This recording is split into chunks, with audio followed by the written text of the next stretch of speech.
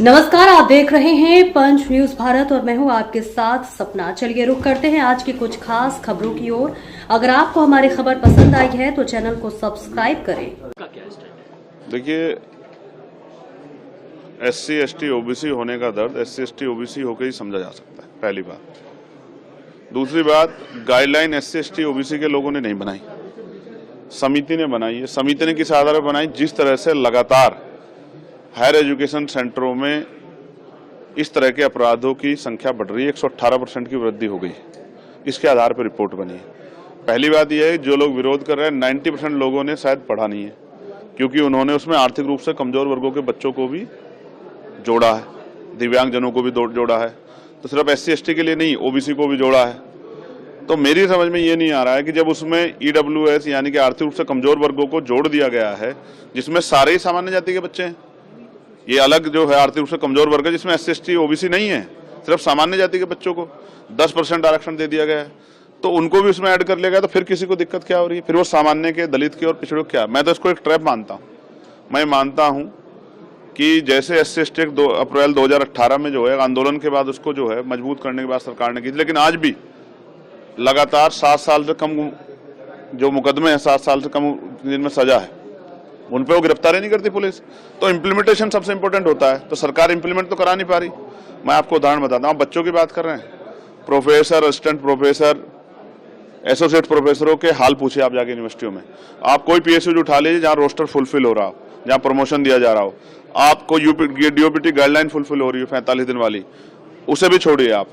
आप कोई सी सरकारी डिपार्टमेंट उठा लीजिए। अब मैं आपको इसी की बात करता हूँ, केंद्रीय विश्वविद्यालयों में सामाजिक न्याय सरकार का सुनिए, 45 विश्वविद्यालय हैं, एक SC का कुलपति, एक ST का और 5 OBC के।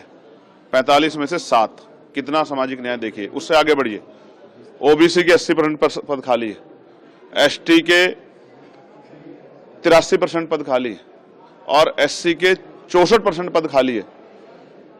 आप बताइए कौन सा सामाजिक न्याय सरकार कर रही है? जो आंखों में दिख रहा है उस पर वो हो रहा है। मुझे ऐसा लगता है कुछ लोगों को जो अपना जन्म से अधिकार मानते थे, कमजोर वर्गों को, मैंने अपनी कानों से सुना, मैं बच्चों से बैठता हूं, जो कोटे को कोठा कह के जो है अपमानित करते थे। गरीबी एक बड़ा दर्द है, लेकिन जाति भी एक बहुत बड़ा दर्द है। भारत में जाति एक सच्चाई है, जहां आज भी जो है ऑनर किलिंग हो जाती है, जहां आज भी पूरे परिवार, पूरे समाज का बहिष्कार हो जाता है, जहां आज भी जो है अभद्र टिप्पणियां की जाती है, वहां जाति की सच्चाई को आप छिपा नहीं सकते हो। तो मैं नहीं मानता कि ये बेवजह का विरोध क्यों है, और ये अच्छा हुआ कुछ सामान्य जाति के अधिकारियों ने इस्तीफे दिए। मैं उनको बधाई देता हूं कि चाहे वो जानते हुए भी या ना जानते हुए अपने समाज के साथ खड़ा होकर सरकार पर दबाव बनाना चाहते हैं, लेकिन SC ST OBC के नेताओं में तो इतनी हिम्मत भी नहीं है। वो तो मरे हुए हैं, वो तो अपने समाज के हितों के लिए बोल भी नहीं सकते। इतना जुल्म हो रहा है, इतने जो है सरकार सिस्टम खत्म करके आरक्षण खत्म किया, वो तो एक बोल भी नहीं पा रहे।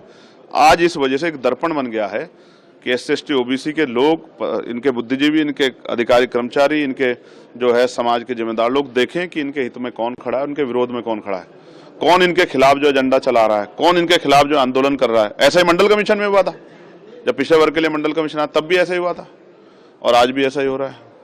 मीडिया में जिनकी बाहुल्यता वो बैठ कर डिबेट कर रहे हैं, सड़कों पे जो कुछ हो रहा है वो हम देख रहे हैं। वही संगठन है जिनको सरकार ने प्रोजेक्ट किया, वही विरोध कर रहे हैं। तो सबके सामने ये पूरा मामला शायद प्रयागराज के मामले को डाइवर्ट करने के लिए हो रहा है, बाकी उसमें कुछ ऐसा है नहीं। सरकार पढ़ ले, आप लोग पढ़ लो, ओपन डिबेट हो, अगर ऐसी कोई बात है तो ओपन चर्चा हो जाए, समाज के बीच चल जाए, लोगों को पता लग जाए क्या है। यही सच है जो आपके सामने है। सरकार सामाजिक न्याय के नाम पे कमजोर वर्गों के साथ धोखा कर रही है। फिलहाल आज की खास खबर में बस इतना ही। अगर वीडियो अच्छी लगी हो तो लाइक, शेयर और कमेंट करना बिल्कुल ना भूलें। नमस्कार।